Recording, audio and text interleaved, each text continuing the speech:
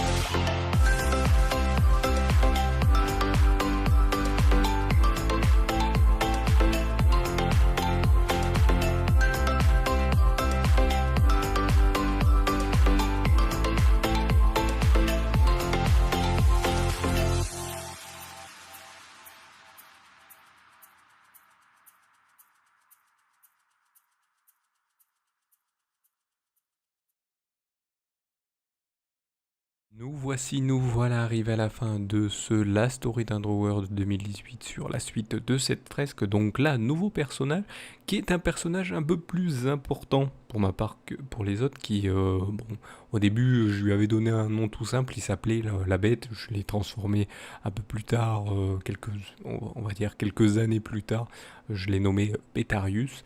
Alors c'était un personnage que je dessinais souvent sur d'autres trucs et j'avais voulu la rajouter là-dessus en fait. C'était un petit personnage qui s'appelait La Bête, qui en fait c'était un personnage qui était tout seul, qui vivait dans une forêt dans cet univers-là et qui avait d'autres congénères qui vivaient dans d'autres forêts, hein. Il n'était pas tout seul, mais il y en avait un principal que voilà j'avais comment dire que je caricaturais souvent et après j'avais décidé d'en faire d'autres qui lui ressemblaient plus ou moins, mais donc voilà, donc celui-ci en fait il était solitaire, il vit tout seul dans sa forêt et il protège bien sûr toujours les plus faibles, il protégeait toujours les plus faibles ou même ceux qui étaient coincés, hein, même qu'ils soient forts ou non, mais ils protégeaient toujours les siens, quoi. Donc c'est les autres créatures qui étaient dans la même forêt ou qui était même à l'extérieur. Donc voilà, donc c'était ça le personnage que je recaricaturais beaucoup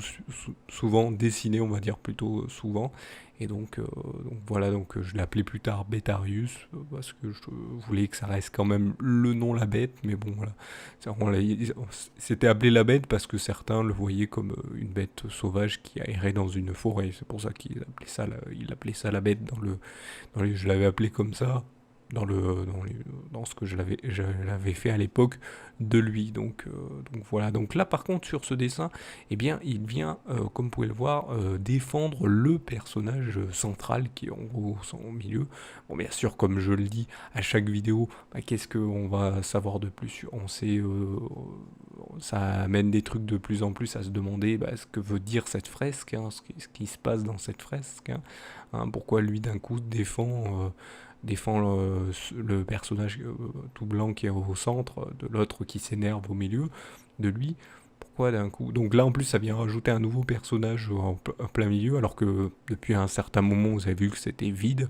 Alors, il était un peu tout seul, il y avait juste le petit là qui était juste devant, les autres derrière qui se demandent. Lui, hop, il vient se mettre devant, juste un peu sur le côté, mais un petit peu en avant pour bien l'aider et montrer bah, qu'il veut aussi le défendre, ce personnage. Mais pourquoi veut-il le défendre? Et bien ça vous le saurez au dernier épisode qui sera le 52e épisode, parce que comme vous le savez ou vous le savez peut-être pas, et bien il y a 52 semaines dans l'année, donc vu qu'il y a un épisode par semaine, et bien il y aura 52 personnages dessinés.